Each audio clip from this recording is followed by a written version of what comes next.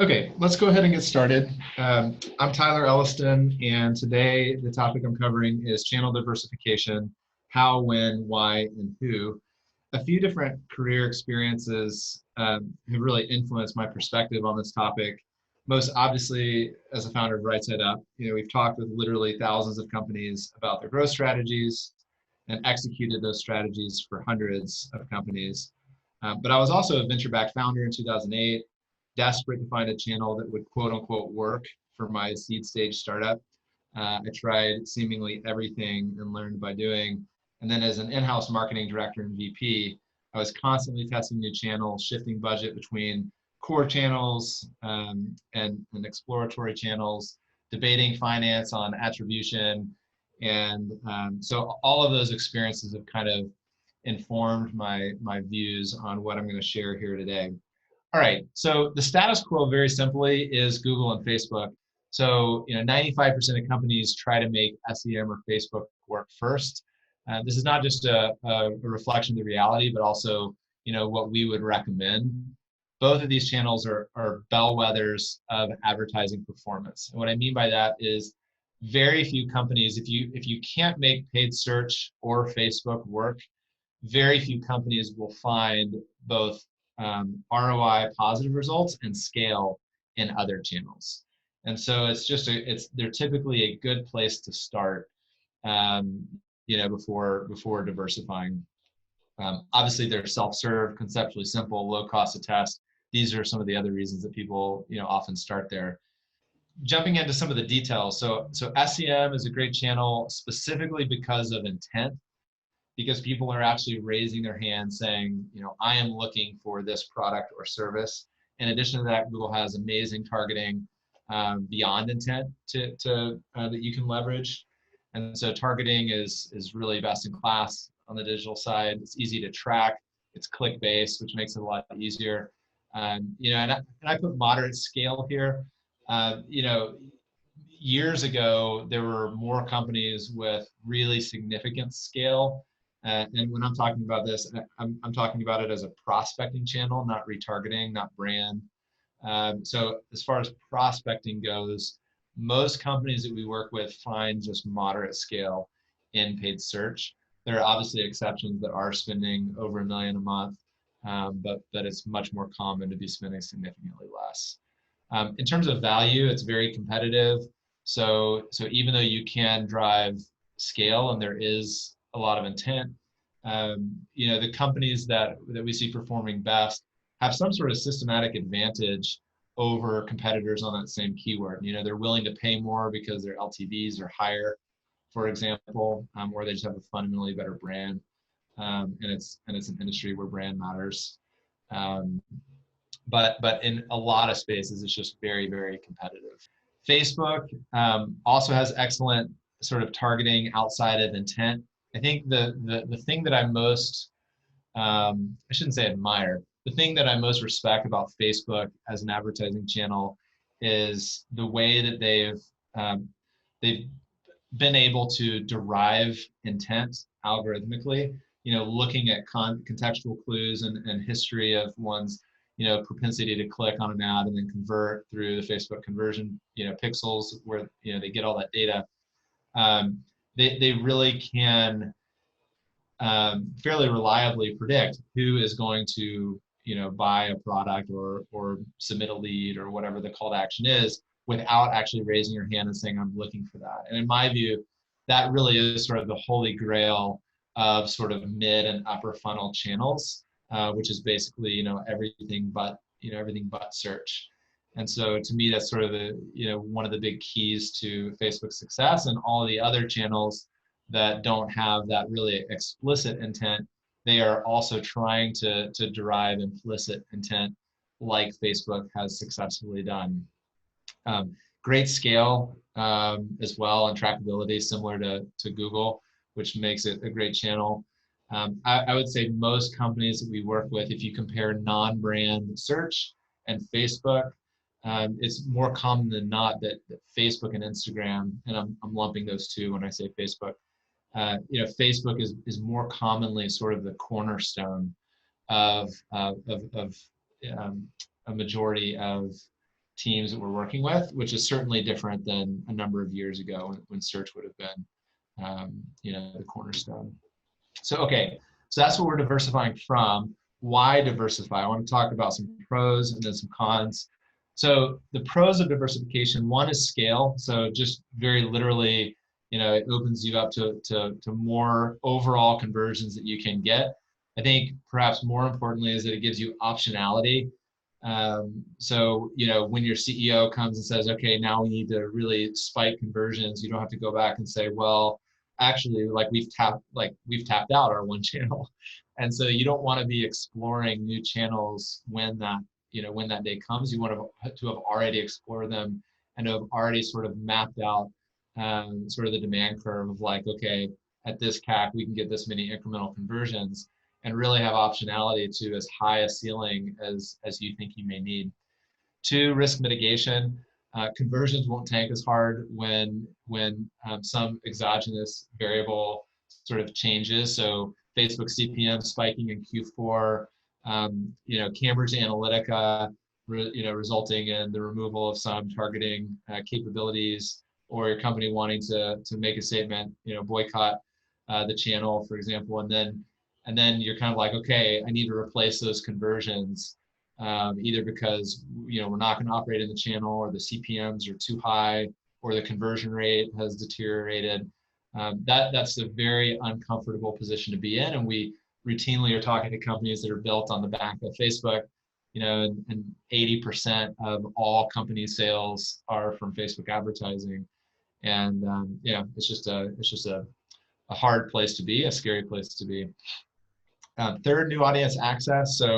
So sometimes it's not just about incremental conversions, it's about different kinds of conversions from different audiences. So, if you want to reach 20 to 30-year-olds, and Facebook is your go-to, Snapchat is really incremental, or satellite radio is more affluent, a bit older. Podcast is early adopters. So you can get sort of exposure to different audiences from different channels, which can yield better performance, better LTVs, and so that's a common consideration. And then lastly, diversifying pushes sophistication. It's very easy, for the same reason that it's easy to start with search and Facebook, also kind of makes it harder to then go to some other channels. Moving beyond click-only attribution of paid search, for example, looking at incrementality when you have 5 or 8 channels running at once, offline media as a particular challenge, both with actually buying the media, but then tracking the impact that media has on total sales and relative to other channels. It's just it's actually fun as a marketer to sort of have a sandbox to learn some more advanced areas of performance marketing. The cons that I would highlight, one is lower ROAS. So this sort of manifests in a couple of ways. One, test budgets drag down overall ROAS of a marketing budget. It's incredibly rare that you will test a new channel and immediately get a good return. And so you really have to plan on the initial spend not being very fruitful, at least relative to sort of the CAC constraints of your core channels. And then also, just as you broadly scale and ROAS are commonly inversely related. So if you want to go from a $200K a month total performance marketing budget to $2 million a month, or $20 million a month, CAC is usually going to go up because you're moving further out from this core target of customers, and moving up sort of towards consideration and then towards awareness, which carry higher CACs.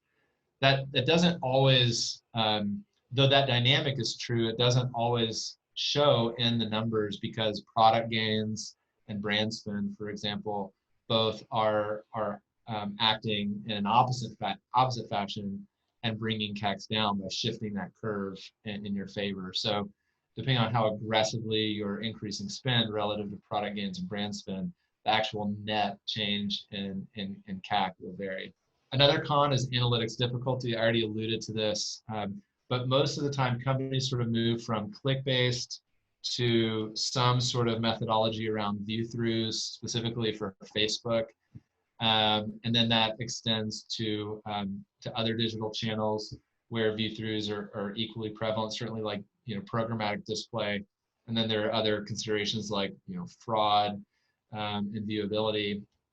And then there's like offline, which sort of requires another mode of analytics.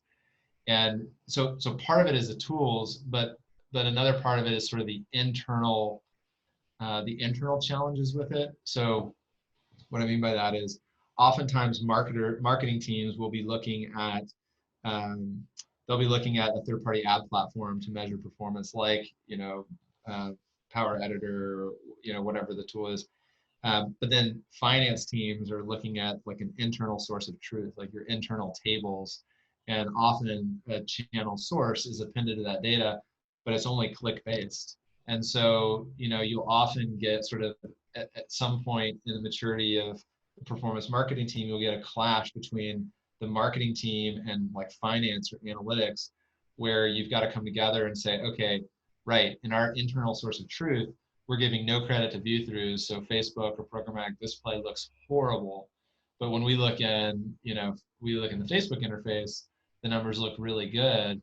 And so you've got to go through this rationalization of like, okay, well, let's evaluate what's truly incremental, and then you sort of have to you need to fit whatever your source of truth is to match that incrementality, and that can be really difficult in a cross-functional environment. The third con, time and cost of management, is just a lot of channels really are time intensive. In some cases, like direct buys for display, it's very manual. Podcasts, you're going out and negotiating specific deals. It's not as self-serve or easy as SEM or Facebook. That doesn't mean that you shouldn't do them. It just is a con. I mean, it requires larger teams and longer timelines typically. So, okay, so a couple of prereqs, and I think I already actually spoke to a lot of these, so I'll move quickly. A readiness to spend money to learn. So I would generally recommend setting aside 10 to 30% of a marketing budget for channel exploration. Where you are in that range really depends on how aggressive the company wants to grow, how much cross-functional buy-in there is to performance marketing, and also the stage of the company. So, if you're a Series D company with, $200 million sitting in the bank, and it's grow, then I would advocate something on the bigger end of that range. If you're a Series A company and you've raised $10 million, I would recommend something on the lower end. 2, view-through conversions. We already talked about this quite a bit, but if you go into testing without having this buy-in, we've seen a lot of frustration where you have a marketing team saying this is working, we want to scale it, and then you've got a product org or a finance org saying, no, this isn't working, and it in some ways undermines the efforts to come to a unified attribution point of view, because it's reasonably so, there's some question of like, oh, the marketing team just wants to drive this through to justify what they've already done, instead of sort of laying that groundwork in advance, so that no one is concerned that it's the process is being manipulated for an outcome. 3, attribution methodology for offline. So specifically, if you want to go offline as a channel diversification path, doing a "How did you hear about us?" survey with baseline data. So this is particularly valuable. Well, really, yeah, all the offline channels except for maybe like streaming audio where there's some click data. Access to channel experts. I would recommend avoiding the temptation to have a generalist test new channels. That's not to say that a generalist shouldn't be the one pulling the levers, but somebody who has cracked it in a way that you want to crack it ought to be a part of the process. And I recommend that just because all of these channels have become so nuanced and so specialized. The risk of getting a false negative is really high if you have no sort of playbook that you're tailoring to your specific situation. Lastly, creative capabilities. There are certainly, like Facebook, Snapchat, and a lot of other channels, TV, certainly. Creative is a really, really important part of the mix. One that we routinely see companies underestimating the importance of. So just make sure you know what you need, you have the budget to get it, and you can iterate to satisfy refresh needs. Okay, so I'm going to run through these pretty quickly, and then feel free to put a question if there's an element of one of these channels that you may cover that I don't. Okay, so Snapchat, I see this as a great channel that's been emerging over the last 18 months as a DR channel, especially for CPG brands that appeal to under 30-year-olds. It was about 18 months ago that we started talking to companies and marketers who were spending meaningfully in the channel on an ROI positive basis. And so, what I mean by that is, I remember having a conversation with someone, and she was saying, yeah, we've really cracked Facebook. I'm like, what does that mean? She's like, ROI positive. I'm like, ROI positive on a 2-year LTV? She's like, no, on a first order. And then I thought, oh, it must not be at scale. I'm like, what kind of scale are you doing? Turned out it was $500,000 a month. Okay, great. So, and then we've since heard many stories like that. So, as a channel, it can drive at least moderate scale, meaning call it $500,000 a month. The intent, they're finding success algorithmically, like Facebook is with Facebook and Instagram. Trackability is great. So I'm a big fan of Snapchat to diversify, especially when Facebook is crushing it. Twitter, I don't like it. Very little intent. There's reasonable targeting, but very little scale. So it just doesn't convert well for most companies in most industries. The number of companies we've worked with or spoken with that are spending, over 50K a month, or certainly over 100K a month on Twitter, the number is very, very low. I do think it's worth testing if there's really robust discussion on a topic, your sort of business industry, like financial services, investing. I mean, think Robinhood, or politics. Definitely would want to play if you're that sort of business, but it's not like Facebook where you can kind of just impose whatever your business and industry is and generally expect that you might see results. Pinterest, I'm probably similarly bearish on. We've called them an emerging channel for a long time. We said they're on the rise for a long time, but they really haven't emerged as a paid channel for many companies that we talk to, even those who are targeting, the 25 to 45-year-old women demographic. Even then, we see most commonly success is found treating it as an organic social channel versus like a scalable paid channel. Native content, so talking like Taboola, very notable scale. They're everywhere. There's little intent. The targeting is improving. So, this is one where I generally feel like if you have really broad, if you have a really broad audience, so quite literally, like just a high percentage of an audience might be interested in it, then it could be worth a look. The cost is typically low.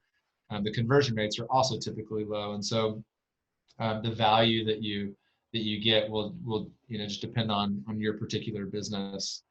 I don't really know how to better verbalize this, but if you do kind of have to be willing to, in my view, use sort of like clickbait headlines, really attention-grabbing headlines, and ideally you're targeting an audience that you can imagine would be willing to click on those headlines.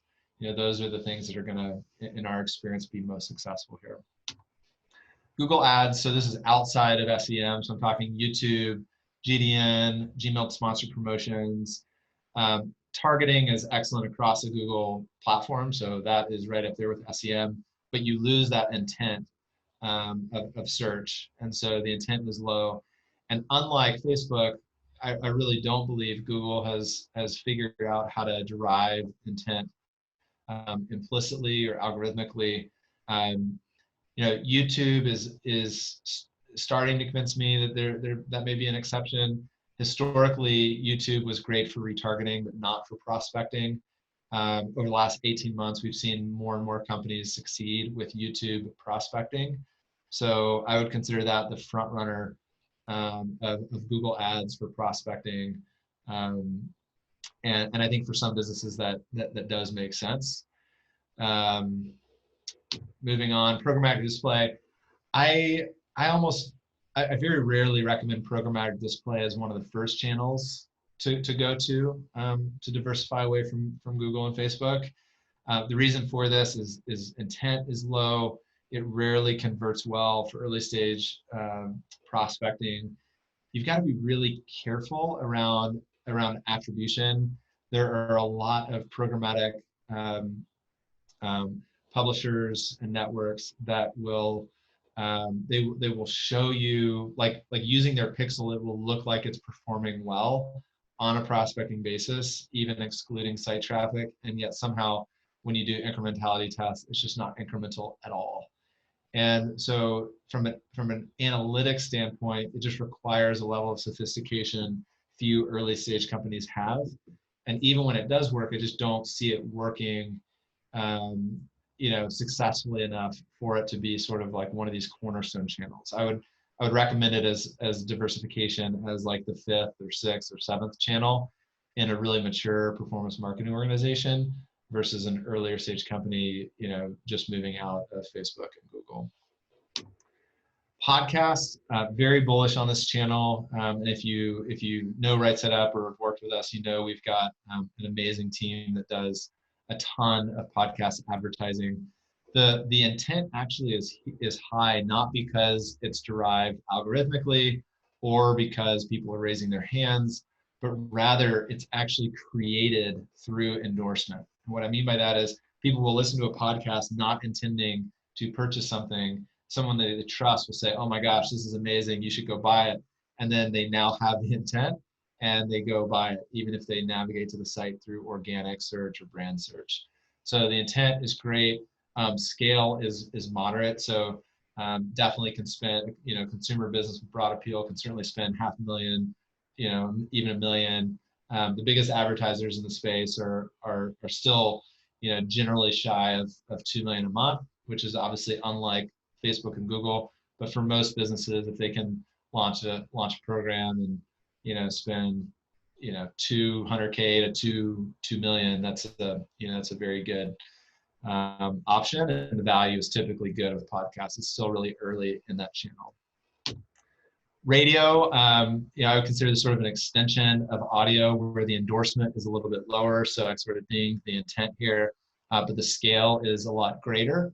So typically we see companies starting with something like podcasts, and then when they see success, then expanding out to radio, whether that be streaming, terrestrial or satellite, and then on to TV. TV obviously has massive scale. The intent is relatively low. There's no endorsement angle. Tracking and targeting are difficult, but the scale is great, and the value can be good, but this is really company specific.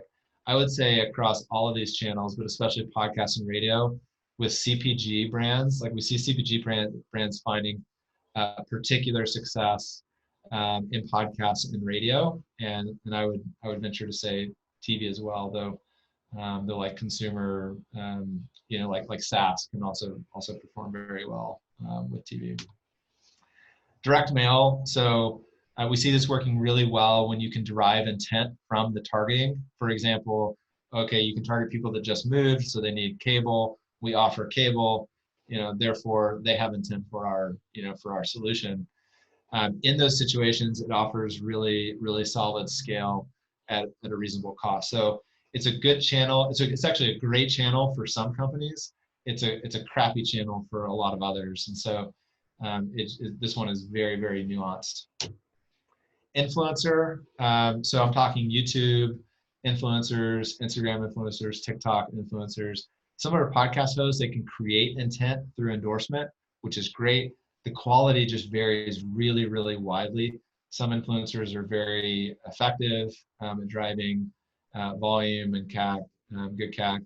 Others are very ineffective. And it is hard to sort of predict which ones are which. It's also not great as an evergreen channel because those influencers can only hit their audience so many times with your offer. So it's one of those things like when you do find somebody really good, you're kind of limited in how much you can really double down on it. A few possible exceptions to this. We've talked with a few different companies that have found a lot of success with TikTok influencers in particular. These are people who are not professional influencers. They're not just migrating over from Instagram and YouTube. They're actually native to the platform. And we've heard some amazing stories of those driving great results with incredibly low CAC. It really, what you're offering needs to feel native to the TikTok platform, which disqualifies a lot of brands. So I would kind of consider it like direct mail in that, if you happen to be a business where the appeal is very clear on TikTok and you can do a quote unquote ad through an influencer in a native way, then lucky you, I would definitely go after it. If you're a B2B brand saying, oh, how do we get in TikTok? I would say don't. Amazon. So boy, we actually do webinars just on Amazon. The intent is incredibly high. 55 to 60% of product searches now start on Amazon. So there's just, that is where they are going. It offers incredible scale. Lots of strategic questions about, do you really want to be there from a margin standpoint, from a strategic, competitive standpoint. So I'll stop there. Feel free to ask questions if you've got specific questions there. Okay, affiliate, this is the last one. We recommend affiliates to fill gaps, areas that you won't or can't cover internally. There are affiliates that do search, there are affiliates that do influencers, there are affiliates that do display, affiliates that do content. So I wouldn't consider it a channel as much as an approach. So, when we say affiliate, we're defining that as performance-based partnerships. So the nice thing about that is that the value can be really high because you can enforce it. You can say, all right, we will pay you if the CAC is this. And for that reason, a lot of times affiliate will drive some of the best CACs in a marketing mix for an organization. Typically in a mature setting, it's like 8 to 10% of revenue. So like moderate scale, like it can definitely worth doing for some organizations, but it's not one of these that will change the enterprise value of your company. Okay, last topic before we do Q&A, testing methodology. So, and some of this I'll be repeating myself, so I'll move quickly in those cases. MVPs. So start small and move quickly with tests. So avoid thinking, avoid trying to do sort of like best in class, like amazing high-end, creative from the start. Just get started. Just do something and then start collecting data, optimize, retest, and keep doing that as the economics get better. And you'll see these signs from a performance standpoint that suggest like, okay, yes, we should keep going, or or we should kill this. The flip side of that same coin is be aware of false negatives. So the most common mistake we see is a company sort of taking that first recommendation to heart and starting small and moving quickly, but then they just, they'll test $1,000 or a couple of hypotheses, that sort of the first things that come to mind, and then the CAC will be double what they want it to be, and then they'll say, okay, this channel doesn't work, and then we'll come in and be like, wait a minute, like, you didn't let the algorithm learn what you want. You didn't get enough conversions, and the creative is suboptimal. Actually, like double your expected CAC based on what you did, is actually really good. Just like keep going. And so, that is admittedly an art, sort of balancing sort of an MVP approach and avoiding false negatives. But both are really important, and both are common mistakes. Expectations. So talked about this. It will be ROI negatives to start, almost certainly. So have a separate budget and make sure you have buy-in. Expertise, already talked about this. Make sure you've got the channel expert when testing it for the first time. And this is really to avoid the false negatives. And then incrementality. So this is really a comment more on before you scale versus before you start testing. The more you're dependent on view-through conversions, the more channels you have in an overall marketing mix, the more important it is to actually suss out, like, how many conversions would we have gotten if we had not run this ad? Like, how many of these are actually incremental due to the ad spend?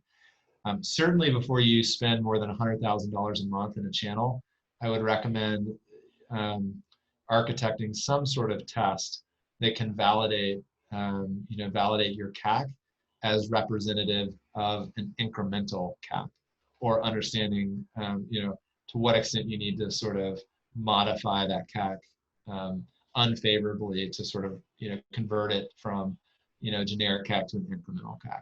Thanks so much for tuning in.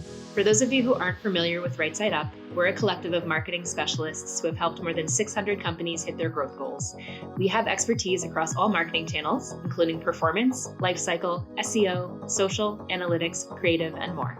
Have a growth challenge that needs solving? We'd love to chat. Reach out to us at rightsideup.com.